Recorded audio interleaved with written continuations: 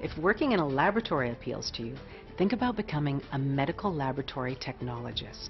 It's an occupation with a number of duties: examining body fluids and tissues, preparing tissue for microscopic examination, and conducting medical research. We began by talking to one medical laboratory technologist. Here's what we learned. My name is Diane Gursky, and I'm a medical laboratory technologist, and I work in the lab at the Royal Alexandra Hospital. A medical laboratory technologist is someone who analyzes patient samples, various forms, all in order to help the doctors give a diagnosis to the patient. I decided I wanted to be a lab tech when I was in grade 11. Somebody close to me was diagnosed with cancer, and I kind of thought about, the cure for cancer, and then I started to research how you would get into that field.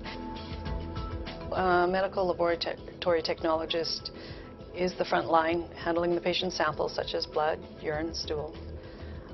We analyze the sample, review those results, and the results go back to the physician, and they're ultimately who decides. It's up to them to determine what's abnormal, because we don't know all the patient history.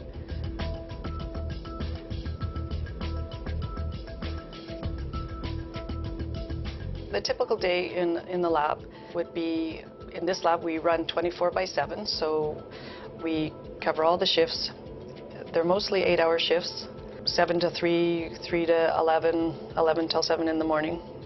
So we want to talk with the people that are leaving their shift to find out if there's any carryover, is there any patient results that I need to finish off, is there any instruments that are broken that need to be fixed, or is a service call coming in. So once we get that established, then at the beginning of the shift is usually when there is some maintenance to do. So we'll start that, and then we'll start to process the samples. And that's pretty much what we do all day, is keep processing them, resulting them, getting the patient results to the wards. If any maintenance or troubleshooting comes up during the day, we handle that too.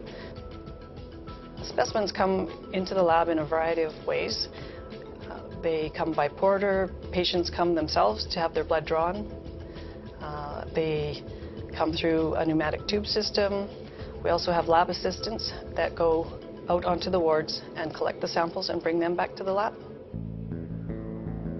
In the centrifuge in the lab, we use it for separating serum and cells. We put the samples into the centrifuge, turn it on, it spins at a really high speed, and the heavier particles go to the bottom of the tube.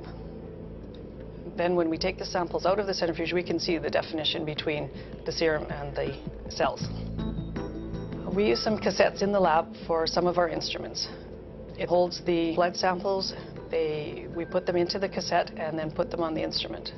The instrument takes the sample, puts it on a rocker bed, pulls it along. When it gets to a certain spot in the instrument, it stops and holds the sample so that a needle can come up and pierce it, and then it sucks up some of the sample and it goes into the various areas in the instrument for different counts and analysis.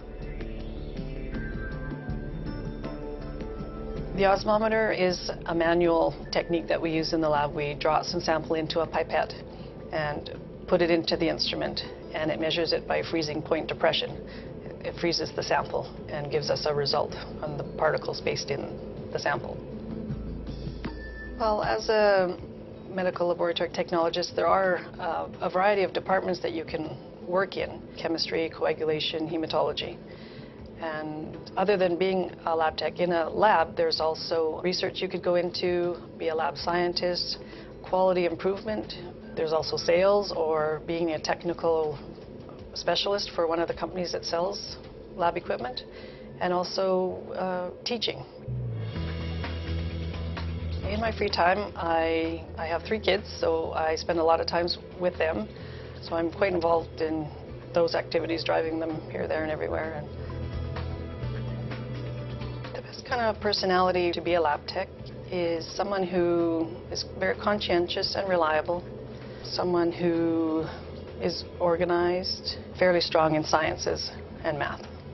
I've found it to be very rewarding. I like to be able to help the patients. I feel that lab techs are important in helping to diagnose the patient's diseases and disease states. I'm very happy that I chose this occupation. To become a medical laboratory technologist, you will typically require 2 to 4 years of post-secondary study. If working as a medical laboratory technologist interests you, there's more information available, including salary ranges and educational requirements in the occupational profiles on ALICE. You may also be interested in the related occupations of biological technician, combined laboratory and X-ray technologist, or medical laboratory assistant. Learn more on the ALICE website and make the most of your future. Visit us at alice.alberta.ca.